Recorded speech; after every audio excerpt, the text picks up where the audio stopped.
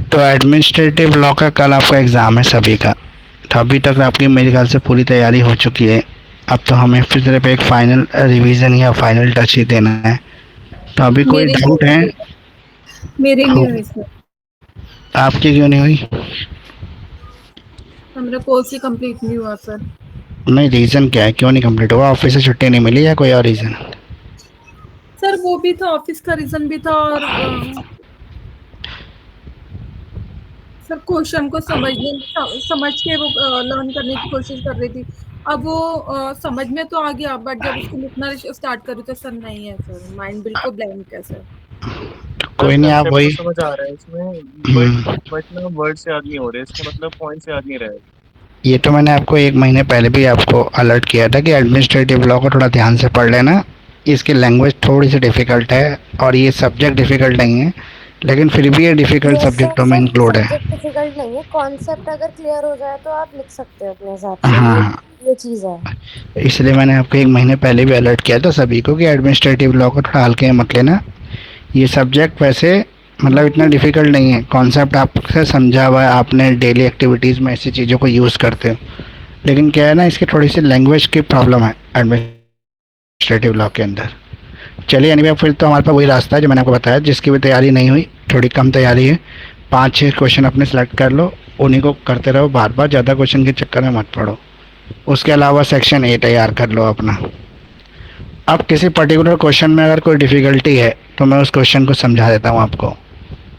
बताइए, किसी को कोई पर्टिकुलर किसी क्वेश्चन में कोई डिफ़िकल्टी आ रही हो? सर एक चीज बताइए, लोकायुक्त और ये आपका लोकपाल, दोनों के बारे में कुछ भी पूछो, या तो सेम रहेगा क्या लोकपाल तो कॉन्सेप्ट? एक्ट है और लोकायुक्त वो अधिकारी है, ऑम्बड्समैन है, जिसको लोकपाल एक्ट के अंदर अपॉइंट किया जाता है ये देखने के लिए करप्शन तो नहीं हो रहा किसी गवर्नमेंट सेक्टर के अंदर। जो ये लोकपाल या लोकायुक्त जो है, इसका काम केवल गवर्नमेंट सेक्टर के अंदर ही होता है, मतलब गवर्नमेंट के अंदर जो करप्शन है उसी को दूर करने का काम है इसका। सर मैं अभी यूट्यूब पे अभी मतलब क्लास स्टार्ट होने से पहले ही सुन रही थी, उसमें सर आ रहा था कि लोकपाल जो है सेंट्रल गवर्नमेंट के लिए है, और ये लोकायुक्त जो है वो स्टेट गवर्नमेंट के लिए है। ऐसा कुछ नहीं, लोकायुक्त एक अधिकारी है जो अपॉइंट किया जाता है, ओके ठीक सर। है। और लोकपाल एक बिल है, लोकपाल एक एक्ट है जो सेंट्रल गवर्नमेंट ने पास किया है। और ये हर स्टेट का एक अलग होता है, मतलब लोकायुक्त हर स्टेट में अपॉइंट किया जाता है, और ये रिटायर्ड जजेस होते हैं ज़्यादातर सुप्रीम कोर्ट और हाई कोर्ट के। सर दिल्ली मेरा का इसी भी। से रिलेटेड एक क्वेश्चन था सर। सर एक हम्म, पॉइंट ये था, मैं पढ़ रहा था सर कि वॉच डॉग जो विसल ब्लोअर होता है सर, उसकी प्रोटेक्शन प्रोवाइड करनी होती है ये लोकपाल लोकायुक्त को। तो सर एक क्वेश्चन ये था कि अगर वो पहले से प्रोवाइड करते आ रहे हैं तो उसमें नीड क्या है दोबारा प्रोवाइड करने की, या फिर वो नहीं प्रोवाइड कर रहे? नहीं, जो ये लोकपाल या लोकायुक्त है, इसका काम क्या है कि कोई करप्शन की अगर कंप्लेंट आई है तो उस पर प्रॉपर इंक्वायरी करना, इन्वेस्टिगेशन करना, फिर अगर ये पाया जाता है कंप्लेंट करेक्ट है तो फिर पनिश करना, ये इसका काम है। और ये सजेशन दे सकता है, मतलब इसके पास अपनी कोई पावर नहीं है पनिशमेंट देने की। ये आगे फिर प्रोसीजरल में मतलब ट्रायल कोर्ट को दे देता है, और ट्रायल कोर्ट उस पर पूरा केस चलाती है फिर आगे। सर मगर ये चार्जशीट तो फाइल कर सकता है ना, जैसे हाँ, क्रिमिनल कोर्ट होती है? हाँ, हाँ, जैसे ईडी होता है चार्जशीट फाइल करता है, ऐसे ये भी करता है, लेकिन पनिश करने का अधिकार केवल कोर्ट के पास है। पर सर जो ये क्वेश्चन। जो सर जो विसल ब्लोअर होता है इसको प्रोटेक्ट कैसे करेगा सर? वो तो इवन नहीं, उनको नहीं, विसल गवर्नमेंट ब्लोअर देती को होगा ना। प्रोटेक्ट करने वाली बात नहीं। विसल ब्लोअर का मतलब है अलार्मिंग सिचुएशन, मतलब वो कंडीशन ना आ जाए कि करप्शन इतना हावी हो जाए कि जो गवर्नमेंट मशीनरी है वो कोलैप्स हो जाए। तो ये एक तरह से विसल ब्लोअर का रोल प्ले करता है ये, खतरे की घंटी बजा, जैसे अभी सुन रहे होंगे आप, न्यूज़ में आ रहा है, मॉक ड्रिल में बता रहे हैं कि सायरन लगाए जाएंगे हर जगह। इंडिया पाकिस्तान का अगर युद्ध हुआ तो वो सायरन बजेगा, और सायरन बजने का ये मतलब है कि आप अपनी सेफ्टी में आ जाए। फोर्स दुश्मन की जो है वो कभी भी इस एरिया के ऊपर अटैक करने वाली है, या उसके प्लेन या कोई और चीज़ आ रही है जो आपके मतलब आपको निशाने पर ले सकते हैं। क्योंकि जनरली क्या होता है कि जब लड़ाई चलती है तो रात के समय पर हमले किए जाते हैं प्लेन से। तो प्लेन में क्या होता है, वो ये देखते हैं कि लाइट कहाँ जल रही है, आबादी कहाँ पर है। तो जहाँ आबादी वाला क्षेत्र होता है वहाँ बम गिरा देते हैं ऊपर से, ताकि ज़्यादा नुकसान हो जाए, दुश्मन को ज़्यादा नुकसान हो इस वजह से। तो इसलिए बचाने के लिए सायरन लगा देते हैं, लाइटें बंद करवा देते हैं, बंकर्स बना देते हैं, मतलब छोटे छोटे गड्ढे खोद देते हैं 5-5 फुट गहरे, उसमें लोग अपने आप को कूद जाएंगे तो सेफ रहेंगे। मतलब बम का अगर अटैक भी होगा तो अगर आप बंकर में हैं, गड्ढे में हैं, तो आपको असर नहीं करेगा वो। तो अलार्म ब्लो मतलब ये जो विसल ब्लोअर है ये अलार्मिंग सिचुएशन है, जिसको कंट्रोल करने का काम लोकपाल का है या लोकायुक्त का है। और प्रोटेक्शन देने की जो बात कर रहे हैं वो उसको कर रहे हैं जो कंप्लेंट दे रहा है, जो करप्शन की कंप्लेंट लेके आ रहा है उसको प्रोटेक्शन देंगे। और कोई क्वेश्चन किसी के पास है? देखो जो क्वेश्चन ज़्यादा रिपीट हुए हैं ना, उन्हीं क्वेश्चन को एक एक करके डिस्कस कर लो, 5-6 क्वेश्चन भी हो जाएंगे आपके और आपको पता भी लग जाएगा कौन कौन से क्वेश्चन थे कल। सबसे पहला क्वेश्चन है PIL sir public interest litigation. अभी असाइनमेंट में कौन सा नंबर क्वेश्चन था? PIL तो कर लिया सर मैंने। PIL सभी ने कर लिया तो इसको छोड़ देते हैं, अगले क्वेश्चन पे चलते हैं। फिर अगला क्वेश्चन स्टैट्यूटरी और वो प्रोहिबिशन का सर डिफरेंस और स्टैट्यूटरी की वो डेफिनेशन सर वो भी इम्पोर्टेंट है सर, हाँ बार जी, बार आ रहा है वो भी। ये करवा दीजिए सर, ये वाला। स्टैट्यूटरी जो रिट्स है, रिट की बात कर रहे हो आप? जी सर। देखो 5 रिट्स हैं हमारे पास, 5 रिट्स हैं। एक एक रिट्स पता है एक एक बच्चे, इतने सारे लोग हैं क्लास में, सबको एक एक रिट तो पता ही होगा। रिट का कौन सा क्वेश्चन है वैसे? रिट का कौन सा क्वेश्चन है? स्टैट्यूटरी का है सर और नहीं, प्रोहिबिशन का सर। ये रिट के क्वेश्चन कितने नंबर से स्टार्ट है असाइनमेंट में? किसी को याद है तो बताओ एक बार। क्वेश्चन नंबर 8 से शुरू है ना। चलिए अब हैबियस कॉर्पस बता रहे थे, आप बताइए habeas corpus. Sir habeas corpus जो है सर वो अनएक्सप्लेन्ड या अनलॉफुल डिटेंशन होती है सर, उसके खिलाफ है सर, या फिर to have the body sir, तो ले लैंग्वेज में बोले सर। सेकंड सर उसमें ये होता है कि रूल है सर। ठीक है कोई नहीं, आप बोल रहे हैं तो बोलो। जी सर, वो पॉइंट सर ये है कि इसमें सर जो अंडर ट्रायल प्रिजनर्स जो अनऑथराइज तरीके से सर वो डिटेन करे जाते हैं, उनके लिए रिहाई के लिए सर ये लगाया जाता है। या फिर सर जब कोई व्यक्ति अज्ञात तरीके से गायब हो जाता है तब भी इसकी रिट लगती है सर हाई कोर्ट या सुप्रीम कोर्ट में, जिसमें उनकी वो प्रेजेंस लाना बाय द पुलिस ऑफिशियल जरूरी होता है। देखो मैं बताता हूँ आपको हैबियस कॉर्पस क्या है। अभी जो इन्होंने बताया बिल्कुल करेक्ट है। हैबियस कॉर्पस है क्या? हैबियस कॉर्पस एक रिट है। देखो पहली बात तो ये रिट होती क्या है ये आपको समझना पड़ेगा। कॉन्स्टिट्यूशन के आर्टिकल 32 के अंदर फंडामेंटल राइट्स को प्रोटेक्शन करने के लिए कुछ रिट्स बनाई हैं जो सुप्रीम कोर्ट को पावर देती हैं कि अगर कहीं पर भी फंडामेंटल राइट्स का वायलेशन हो रहा है तो सुप्रीम कोर्ट ये डायरेक्शन दे और उस व्यक्ति को उसके फंडामेंटल राइट्स वापस दिलाए जाए। तो पहली जो रिट है अभी जो हम डिस्कस कर रहे थे वो है habeas corpus. Habeas corpus writ का मतलब है जब किसी व्यक्ति को इलीगली डिटेन किया गया हो। अभी जो वर्ड डिटेंशन है, डिटेंशन तो आपको पता है ना क्या होता है? क्या होता है डिटेन या डिटेंशन? बताओ डिटेन किसे कहते हैं? सर किसी व्यक्ति को कन्फाइन कर देना, एक जगह पे रोक देना। किसी व्यक्ति को उसकी मर्जी के बिना एक जगह पे बंद कर देना, ऐसी जगह जो 4 दीवारी हो, उसके अंदर उसको रोक के रखना।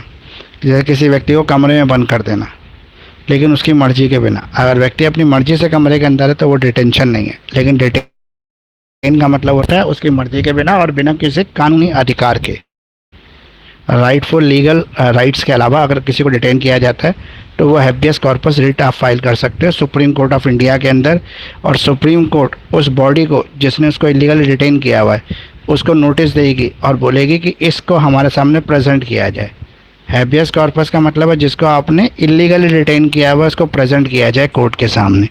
जैसे आपको याद होगा तो इमरान खान की जब गवर्नमेंट थी, जैसे अभी पाकिस्तान में शाहबाज खान पता नहीं किसकी गवर्नमेंट है जो प्राइम मिनिस्टर है, उससे पहले इमरान खान की गवर्नमेंट थी जो पाकिस्तानी क्रिकेटर था, वर्ल्ड कप टीम का कैप्टन था, उसकी गवर्नमेंट थी। तो उसकी गवर्नमेंट को आर्मी पसंद नहीं करती थी तो आर्मी ने उसकी गवर्नमेंट को इलीगली हटा दिया।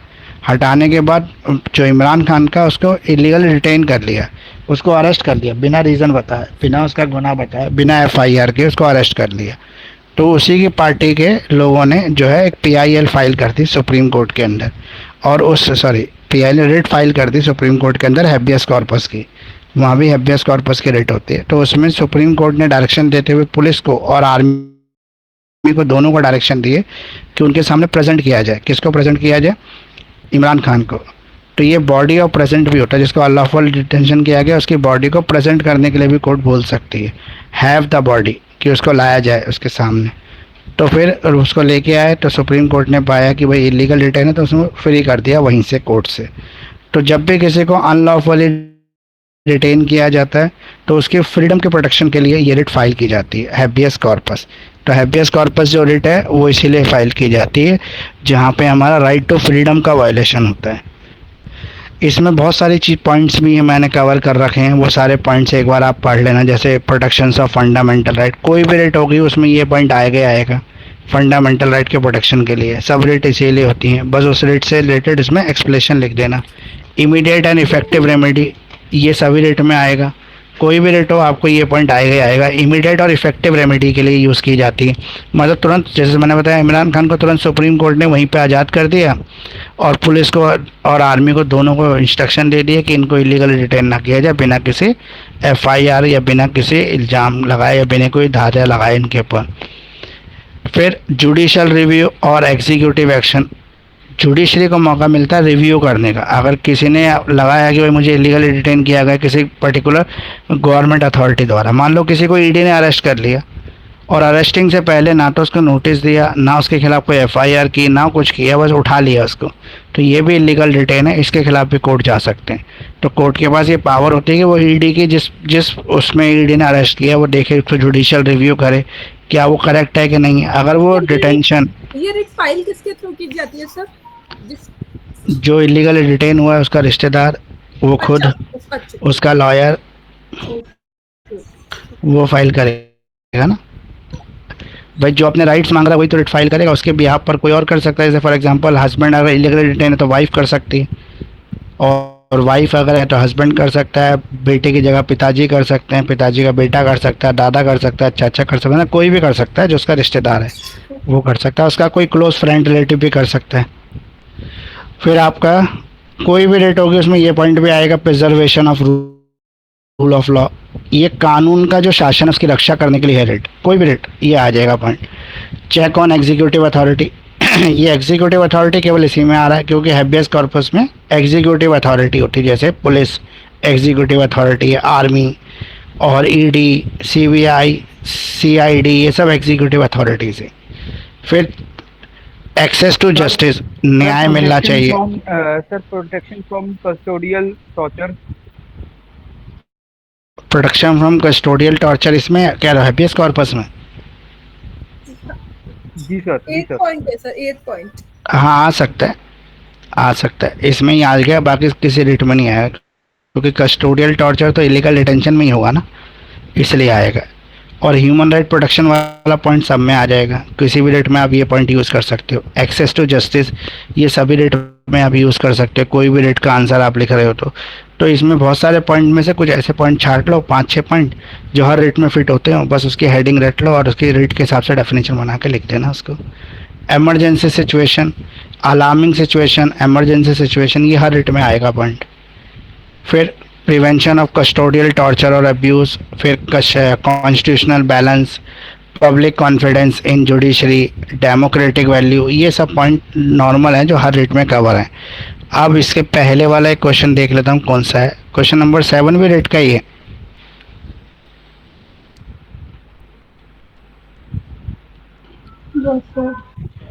रिट ऑफ सर्टियोररी, सर्टियोररी रेट कौन सी होती है?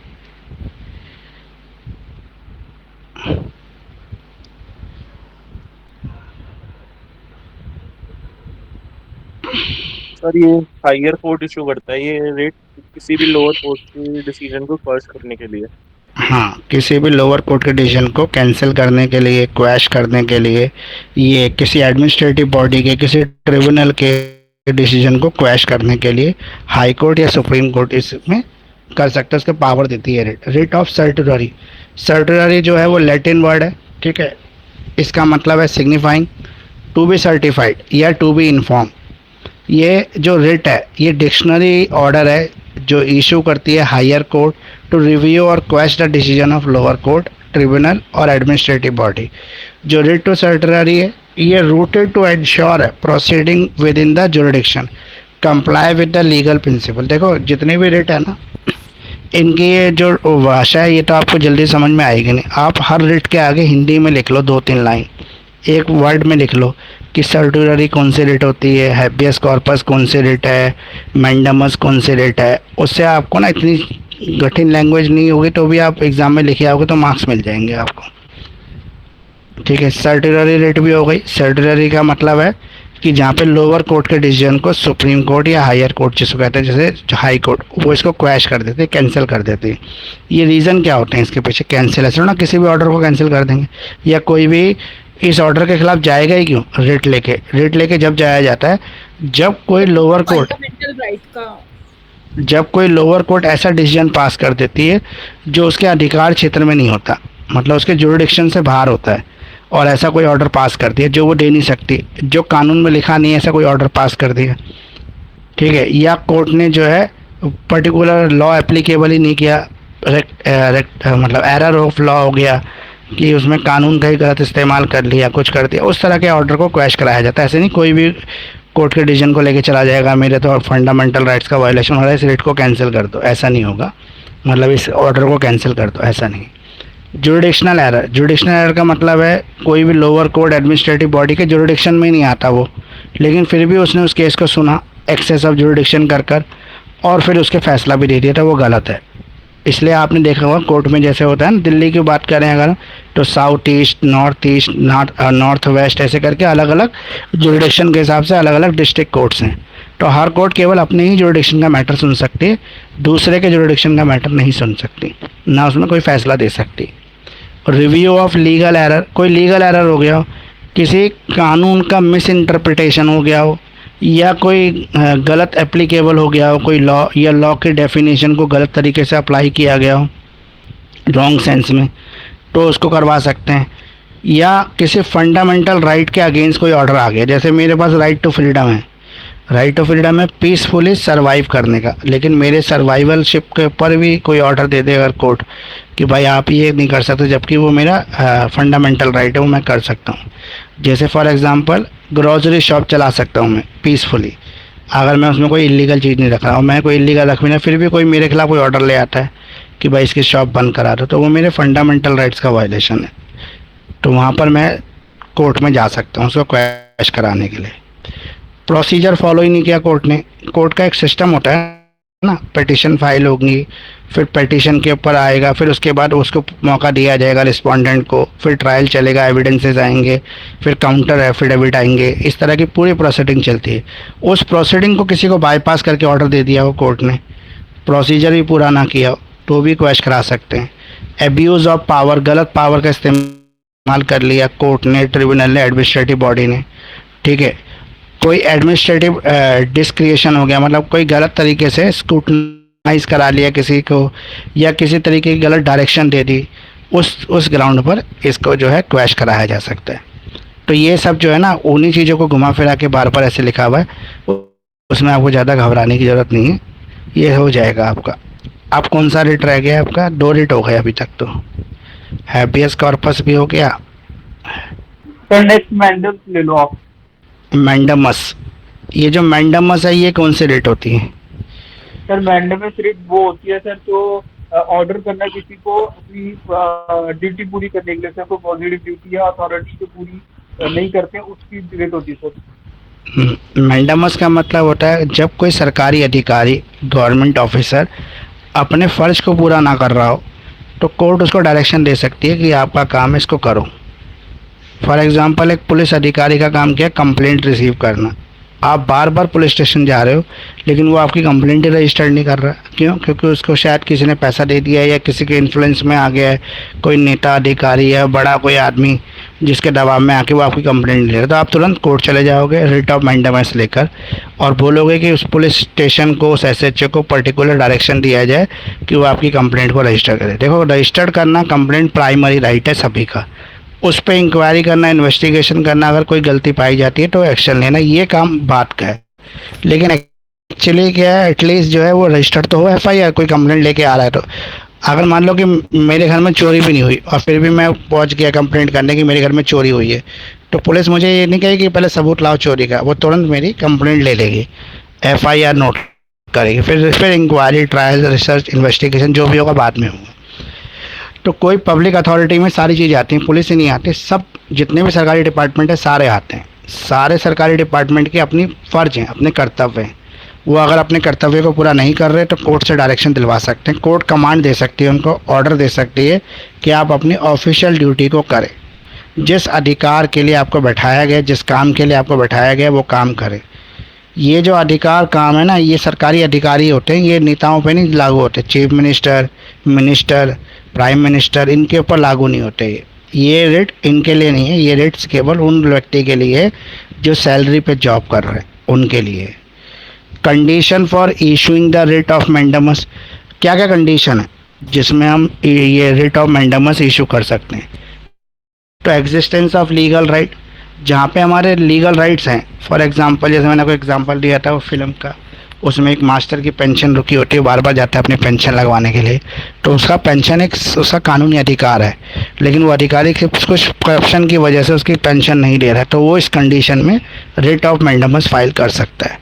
Corresponding legal duty, corresponding legal duty का मतलब ये है जो उसके पद पे बैठे हुए उसका अधिकार, मतलब उसका काम है, उसको करना चाहिए उसकी लीगल ड्यूटी, लेकिन वो कर नहीं रहा। फेलियर टू परफॉर्म ड्यूटी, ये वही है, उसको चेंज करके थोड़ा सा लिख दिया है बस कि वो अपनी ड्यूटी को पूरा करने में फेल हो जाता है। नो अल्टरनेटिव रेमेडी, अगर वो काम नहीं करेगा तो उसका कोई रास्ता नहीं दूसरे तरीके। जैसे फॉर एग्जांपल पुलिस स्टेशन का जो एसएचओ अगर आपकी कंप्लेंट ना ले तो आपके पास कोई दूसरा रास्ता नहीं है कंप्लेंट कराने का, लेकिन अगर दूसरा अल्टरनेटिव है तो आप फिर रिट ऑफ मैंडेमस इशू नहीं करा सकते। लेकिन कोई और दूसरा एसएचओ ही तो कंप्लेंट लेगा, और कौन ले सकता है? वही थाना लेगा, दूसरा थाना तो लेगा ही नहीं, जिसके अधिकार क्षेत्र में वो आता है वही लेगा। उसके अलावा डिक्शनरी नेचर, डिक्शनरी नेचर का मतलब है डायरेक्ट ऑर्डर है जो कोर्ट देती है कि भाई आपको अपना काम करना ही पड़ेगा, और पब्लिक इंटरेस्ट में ऐसा होना ज़रूरी है। अब ये जो है ना, ये who can claim the writ, ये आंसर बढ़ाने का तरीका है, इससे आंसर बढ़ जाता है। कौन रिट फाइल कर सकता है?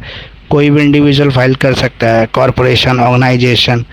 देखो जितनी भी लोगों को हमने लीगल स्टेटस दिया है, जो कानूनी रूप से व्यक्ति हैं, लीगल जो लीगल स्टेटस रखते हैं, वो सब लोग रिट फाइल कर सकते हैं, क्योंकि रिट फाइल करने के लिए लीगल स्टेटस होना ज़रूरी है। और अगली रिट है क्यो वारंटो। क्यो वारंटो क्यों होती है? सर क्यों वारंट वो होती है जब कोई अनऑथराइज तरीके से पब्लिक ऑफिस में अथॉरिटी पे बैठा होता है सर, उसके या तो वो प्रिंसिपल फॉलो ना करके आया हो, या फिर वो लीगल रिक्वायरमेंट पे ना आया हो, या वो अनऑथराइज तरीके से लीगल ऑफिस में हो सर। जैसे इसमें 2 केसेस हैं जिसमें चीफ मिनिस्टर तक को हटाया गया है, और वो भी ये सर इसी में आता है। कोई भी अधिकारी किसी भी पद पर बैठा है और उस पद पर बैठने की योग्यता नहीं है उसके पास। फॉर एग्जांपल आईएएस अधिकारी जो कैबिनेट सेक्रेटरी भी होता है, उसको कैबिनेट सेक्रेटरी बनने के लिए आईएएस का एग्ज़ाम पास करना होता है। आईएएस के एग्ज़ाम में रैंक लानी होगी, उसके बाद उसको ट्रेनिंग होगी, फिर उसकी अपॉइंटमेंट होगी। लेकिन कोई व्यक्ति किसी नेता की, किसी प्राइम मिनिस्टर की दोस्त की, मतलब दोस्ती की वजह से या उसकी सिफारिश की वजह से इस चीज़ को बाईपास कर देता है एग्ज़ाम को, और डायरेक्टली अपॉइंटमेंट ले लेता है, तो तुरंत उसके खिलाफ क्यों वारंटो रिट फाइल की जा सकती है। उससे पूछ सकती है, कौन पूछेगा? कोर्ट पूछेगा किसी भी पब्लिक ऑफिसर से, सरकारी अधिकारी, पब्लिक अथॉरिटी के अंदर जो बैठा है, कि उसने किस अधिकार से इस पोस्ट को होल्ड कर रखा है, इस ऑफिस को किस अधिकार से, बाय व्हाट अथॉरिटी उसने इस ऑफिस को होल्ड किया हुआ। ऑफिस मतलब पोस्ट, पद जो जरूरी, जैसे for example district magistrate, metropolitan magistrate, ये सब लोग कहाँ से आए हैं? ये सब ऐसे ना बैठ गए अपनी कुर्सी पे जाकर, ये सब लोग आए हैं एग्ज़ाम दे के, अपनी एलिजिबिलिटी प्रूव कर कर तब आए हैं, कंपटीशन बीट कर कर तब आए हैं। तो उन्होंने अपने पूरा प्रोसीजर पूरा किया है, तब उस पोस्ट पे बैठे हैं। लेकिन कोई बिना प्रोसीजर के इस तरह की पब्लिक पोस्ट पे बैठ जाता है, इसमें पहली वाली मैंने आपको बताया था कि उसमें नेताओं के खिलाफ नहीं होता, इसमें नेताओं के खिलाफ भी हो सकता है, सबके लिए है ये। Chief minister, minister, prime minister, president को छोड़ के, प्रेसिडेंट के ऊपर हमारे देश का कानून लागू नहीं होता। हमारे कॉन्स्टिट्यूशन केवल एक व्यक्ति को छूट देता है, वो है प्रेसिडेंट ऑफ इंडिया, उसके ऊपर कोई कानून नहीं लगता है। तो ये क्यों वारंट हो गया? पब्लिक ऑफिस फ्रेंचाइज कोई ले रखी है, इलीगल अनऑथराइज ऑक्यूपेंसी है, वायलेशंस ऑफ लीगल रिक्वायरमेंट है, ठीक है। इसकी वजह से आप किसी को भी गैर कानूनी तरीके से किसी पद पर अगर काबिज है तो उसको हटा सकते हो, उसके अपॉइंटमेंट को चैलेंज कर सकते हो, उसको रीस्टोरेशन कर सकते हो। इसके कुछ केस लॉस भी हैं, वो भी देख लेना एक बार। अब ये तो मेरे ख्याल से कितनी रेट हुई? 4 ही हुई, एक रह गई, प्रोहिबिशन रह गई। प्रोहिबिशन किस लिए होती है? सर प्रोहिबिशन सर वो होती है जब वह कोई भी सर जैसे राइट, लीगल राइट होता है वो वायलेट नहीं हुआ मगर वो वायलेट हो सकता है सर, उसको रोकने के लिए सर वो प्रोविजन की जो है वो रिट लागू कराई जाती है भाई। कोई भी कोर्ट या अन्य अधिकारी कोई भी राइट वायलेट ना करे या कोई भी जो अधिकार है उसको उल्लंघन ना करे उसका। मतलब प्रोहिबिशन एक तरह से वार्निंग हो गया। इसमें कोई भी अगर अधिकार, फंडामेंटल राइट्स का वायलेशन होने का डर है तो कोर्ट पहले से डायरेक्शन दे देती है कि इस तरह की चीज़ ना की जाए जिससे राइट्स ऑफ वायलेशन हो जाए, फंडामेंटल राइट्स का वायलेशन हो जाए। प्रोहिबिशन रेट हो गया। सारे रेट को 2-3 लाइन में अपनी भाषा में लिख लो, जो भी आपकी लैंग्वेज है जो आपको समझ में आती है, फिर वहाँ पे एग्ज़ाम में जाके उसको बना देना और रेट ज़रूर करके जाना। और रेट आपका एक कॉन्सेप्ट 5 रेट करके जानी पड़ेंगी आपको। सेक्शन ए में भी आ सकता है, बी में भी आ सकता है, सी में भी आ सकता है। रेट किसी में ही पूछ सकता है, 2 रेट में कंपेयर करने को भी बोल सकता है, डिफ्रेंशिएशन करने को भी बोल सकता है। तो रेट ऐसा कॉन्सेप्ट नहीं है जो छोड़ा जाए, मतलब ऐसा टॉपिक नहीं है जो छोड़ा जाए। रेट को पढ़ के ही जाना पड़ेगा आपको। और बताइए कोई लैटिन मैक्सिम, ये भी एक बार डिस्कस कर देता हूँ आपको। नमो जुडेक्स इन सुआ कॉसा, ये क्या होता है? Rule against the bias. ये क्या है बताइए? सर पहला तो ये नो वन कैन बी जज in his own cause. Sir second है अनबायस्ड एंड अनफेवरिंग जज, मतलब वह वो काम नहीं कर सकते किसी को अनजस्ट तरीके से, अनजस्टिफाइड तरीके से एडजुडिकेशन नहीं कर सकते किसी केस की। सर दूसरा पॉइंट है अपने कॉज में, अपनी केस में वो जज नहीं बन सकते। सर ये दो लाइन है रूल की। इसमें है पहली बात तो खुद के केस में वो खुद जज नहीं हो सकता, मतलब एक व्यक्ति अपने ही केस का खुद डिसीजन नहीं दे सकता। खुद डिसीजन देगा तो अपने ही फेवर में देगा ना, ये तो सिंपली बात है, हमें समझ में भी आ रहा है। वो दूसरे के केस में तो सही डिसीजन दे सकता है क्योंकि उसका कोई लेना देना। जैसे हम मजिस्ट्रेट बैठा है और वकील है सामने, डेली कोर्ट आते हैं वकील, लेकिन अलग अलग पार्टी के साथ आ रहे हैं, तो जो पार्टी और जज है उनका कोई रिलेशन नहीं है आपस में, तो वो न्यूट्रल पर्सन होकर अच्छी तरह डिसीजन दे सकता है। लेकिन वही अगर रिलेशन हो जाए तो वो बायस हो जाएगा। तो अनबायस्ड होना ज़रूरी है। तो अनबायस्ड होने के लिए अगर कहीं ऐसी कंडीशन आ जाती है, कोई ऐसा केस आ जाए मजिस्ट्रेट के सामने जहाँ पे उसका कोई रिलेशन हो, रिलेटिव हो, ऐसा हो सकता है, क्यों नहीं हो सकता, ऐसा हो सकता है। अगर आ जाए तो तुरंत मजिस्ट्रेट इसके लिए क्या करेगा, ये रूल ऑफ सुआ कॉसा, ये जो है ये वाला लगा देगा और वहाँ से अपना ट्रांसफ़र मांग लेगा, उस केस को सुनेगा नहीं। अब अगले जो है वो है ऑडी अल्ट्रिम पैट्रम, ये क्या है? Sir hear the other side, sir no one should be condemned unheard, यानी कि सर डिफेंस देने का मौका देना चाहिए और साथ में एविडेंस के तहत आपको कन्विक्ट करा जा रहा है वो भी पता होना चाहिए उनको कि कौन से आरोपों में पहले पकड़ा गया, यानी नोटिस प्रोवाइड करना। सर सेकेंड है चांस फॉर डिफेंस।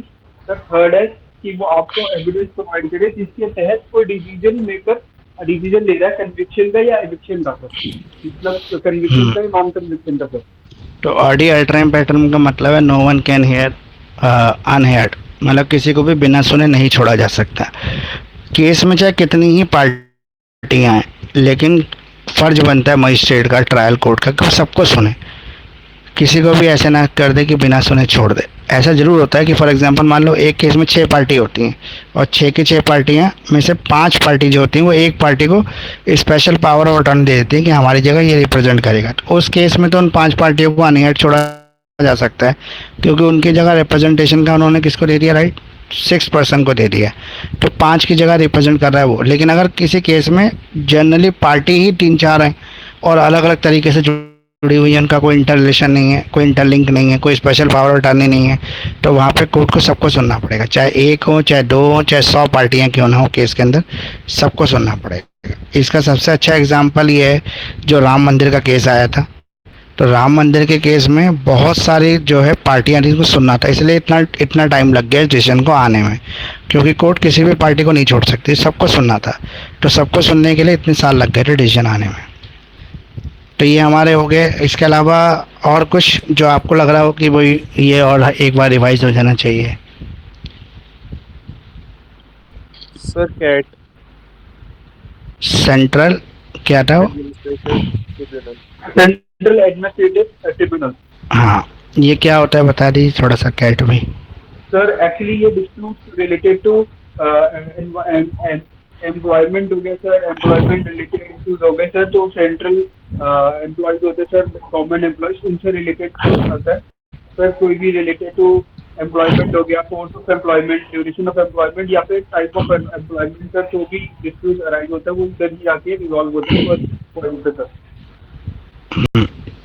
तो गवर्नमेंट में अगर कोई भी डिस्प्यूट रिजॉल्व करवाना है तो सेंट्रल एडमिनिस्ट्रेटिव, ये क्या था पूरा, ट्रिब्यूनल। सर सेंट्रल ये एडमिनिस्ट्रेटिव ट्रिब्यूनल जो होता है वो ग्रीवेंसेस को सॉल्व करता है जो गवर्नमेंट के सेक्टर में हो जाती है। मतलब एम्प्लॉय से कोई डिस्प्यूट हुआ तो इसी ट्रिब्यूनल में जाएगा रिजॉल्वेशन के लिए, या कोई एम्प्लॉयर का। स्टेट भी है ना? हाँ स्टेट लेवल पे भी है, सेंट्रल लेवल पे भी है ना ये ट्रिब्यूनल? हाँ, दोनों लेवल पर है। हमें दोनों को ही एक्सप्लेन करना है? हाँ, दोनों को ही करना है आपको। सर इसके पीरियड जुरिस्डिक्शन कौन सी है? अपील एंड जुरिडिक्शन किसकी? ट्रिब्यूनल की। ट्रिब्यूनल के बाद तो जाएगा ना सीधा high court. High court, supreme court. कोई भी ट्रिब्यूनल होगा उसके डिसीजन को चैलेंज करेंगे हम। वैसे तो सेशन कोर्ट में होना चाहिए लेकिन क्रिमिनल में केवल सेशन कोर्ट सुनता है, इसलिए ये सीधा जाएगा आपका हाई कोर्ट और सुप्रीम कोर्ट। देखो लगभग हमने सब कुछ पढ़ लिया है। अब आपका सिर्फ कॉन्फिडेंस लो इसलिए हो रहा है क्योंकि थोड़ा सा सब्जेक्ट ही ऐसा है। आप इसको ज़्यादा घबराने की ज़रूरत नहीं है। जो मैंने आपको स्ट्रेटेजी कल भी बताई थी कि जिनको ज़्यादा दिक्कत हो रही है वो ऐसे ही करें, और अब भी फिर बता रहा हूँ आपको कि आप इसमें ज़्यादा परेशान ना होकर 3, 5, 6 क्वेश्चन अपने चुन लो, उनको अच्छी तरह कर लो, ज़्यादा घबराने की ज़रूरत नहीं है। और सेक्शन 1 की तैयारी जैसे मैंने आपको बताया था वैसे कर लो। उतना करने से आपके आराम से 50, 55, 60 के अंदर अंदर मार्क्स आ जाएंगे। और जिन्होंने बिल्कुल अच्छी तरह पढ़े लिया उनके तो पूरे मार्क्स आने चाहिए, उनके लिए तो 60, 65, 70 तक मार्क्स आ जाएंगे। उससे ज़्यादा CCS में वैसे मार्क्स आते भी नहीं हैं। CCS का मैक्सिमम ही रहता है 68, 69 तक। फिर भी आप करो। तो लगभग मैंने हर टॉपिक आपको एक बार फिर से रिवाइज करा दिया आज। इसकी रिकॉर्डिंग भी आपको मिल जाएगी। कल आपका एग्ज़ाम है ही, कल एग्ज़ाम दे लो। कल के दिन हम कोई क्लास रखेंगे नहीं, परसों क्लास रखेंगे आपकी। इसके बाद किसका एग्ज़ाम है? सर इंटेलेक्चुअल प्रॉपर्टी का। सर हाँ, उसका करेंगे फिर। देखो वो सब्जेक्ट थोड़ा लेंथी है लेकिन इंटरेस्टिंग है। आप पढ़ोगे तो आपको इंटरेस्ट आएगा सब्जेक्ट के अंदर, क्योंकि वो हमारी डेली चीज़ों से जुड़ा हुआ है। ट्रांसफ़र ऑफ प्रॉपर्टी एक्ट का ही है वो, law of property and easement. ठीक है, उसमें ईजमेंट का पोर्शन तो कम ही है लेकिन ज़्यादा लॉ ऑफ प्रॉपर्टी है। तो ठीक है, फिर हम लोग क्लास को कंप्लीट कर रहे हैं अब, और कल हम नहीं करेंगे क्लास, परसों करेंगे। कल मुझे लग रहा है नहीं कि सब आप लोग लेट भी हो जाओगे आते आते, इसलिए कल थोड़ा रेस्ट कर लेना, अपना पढ़ लेना रात को बैठ के, और परसों हम क्लास को इसको शेड्यूल करेंगे फिर। सर हाँ जी सर कल 7 बजे से मॉक ड्रिल कह रहे हैं, तो जैसे मतलब हम ट्रैवल कर रहे होंगे हम, तो रास्ते में सब कुछ वो मतलब बंद हो जाएगा? मॉक ड्रिल तो कह रहे हैं 7 बजे, लेकिन ऐसा नहीं कि पब्लिक ट्रांसपोर्ट बंद हो जाएगा। कुछ पर्टिकुलर एरिया के अंदर मॉक ड्रिल होगी, पूरी दिल्ली में नहीं होगी या पूरे यूपी में नहीं होगी। किसी पर्टिकुलर एरिया को चुना जाएगा मॉक ड्रिल के लिए, जैसे किसी रेलवे स्टेशन, किसी बस स्टैंड, बस स्टेशन, मतलब इस तरह बस डिपो, ऐसे चुना जाएगा किसी